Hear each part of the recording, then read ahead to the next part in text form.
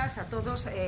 Temos esta rolda de prensa, agradecemos a Luis Villares, voceiro de En Marea, que ven a tomar nota da deficiencia dos servicios sociales orientados para as persoas maiores que temos na estrada, a tendencia poblacional na estrada, obviamente, de envellecemento da poboación, hai unha demanda importante de servicios enfocados para as persoas maiores e hai un déficit deles. Por iso queremos darlle conta de varios servicios que están pendientes de mellora e que por parte do Concello non se dá traslado á Xunta para que se incremente o gasto neles. Unha das cousas que queremos destacar hoxe é o centro de día.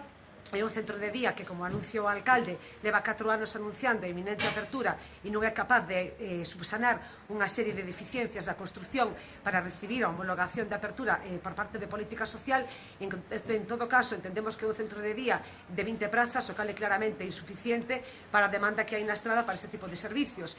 Se atendemos á población que está catalogada como dependente, persoas maiores catalogadas como dependentes, vemos que hai unha lista de agarda de 154 persoas. É unha lista de agarda que están sin ningún tipo de servicio, que están esperando polo servicio de axuda no fogar e que poderían ser usuarios potenciais deste centro de día. Polo tanto, entendemos que o centro de día que anunciou o alcalde, aparte de non ser capaz de poñelo en marcha, de conseguir esa homologación, tampouco é suficiente para cubrir toda a demanda deste servicio que entendemos que é prioritario. Por lo tanto, queremos que Marea recolla esta iniciativa, que a trasladen ao Parlamento Galego para poder dar unha solución, así como tamén pedimos que a política social financie as horas suficientes para cubrir toda a demanda do servicio en axuda no fogar, que ahora mismo, como digo, atenden solamente a 104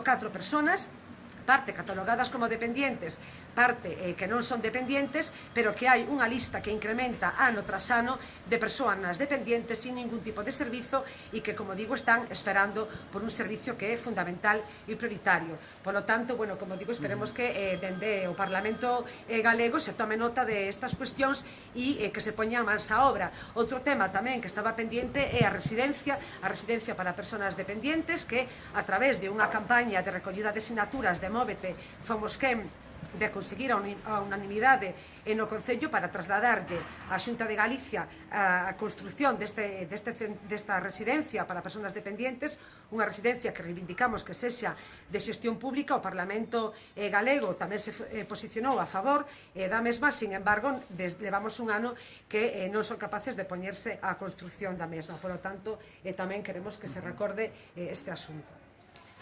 Que tal? Bos días. A especialidade do Partido Popular son as promesas non cumplidas e desa maneira, cando o Pleno do Parlamento de Galicia aprobou a instancias de En Marea a construción dunha residencia para maiores no Concello da Estrada, vemos que posteriormente nos orzamentos nin de 2018 nin de 2019 houve un solo euro para a construción desa residencia.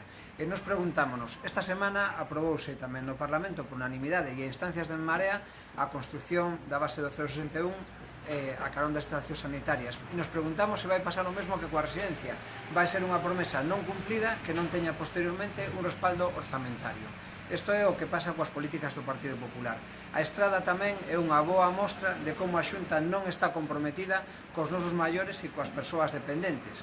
Unha mostra que é moi clara da que acaba de dar conta Mar Blanco. Estamos falando de que se atende en servicio de axuda ao fogar con 3.800 horas a 104 persoas dependentes, cando a lista de agarda é de 154, é dicir, existe 154, é dicir, máis do doble das persoas que están atendidas están por agardar. Nos, por eso, levaremos ao Parlamento Galego a necesidade de duplicar o servicio de axuda ao fogar en concellos como o da Estrada, para pasar de 104 ou 107 as que terían que ser casi 260 persoas que terían que ser atendidas. Non é posible atender con dignidade a xente maior no noso país se non existe un compromiso decidido por parte da Xunta de Galicia, e isto dá boa mostra do que está pasando na Estrada. En segundo lugar, das promesas incumplidas con relación ás residencias, o centro de día, cando abra, porque acaba de decir os servicios de inspección que aínda non se cumpliron todos os requisitos para poder abrirlo, veremos que será absolutamente insuficiente para cumplir isto, e, polo tanto, é necesario que o compromiso coa residencia seña un compromiso real e efectivo. Ben, isto é o que estamos padecendo en todo o país.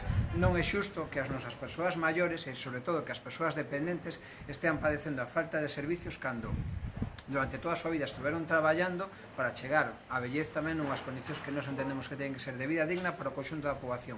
E dicimos para o conxunto da poboación porque na medida en que non dispoñemos de centros de día ou de residencias tamén para que podan estar os nosos maiores, tamén temos problemas de conciliación que impiden, sobre todo as mulleres, facer unha vida normal porque teñen que atender ao cuidado dos seus maiores.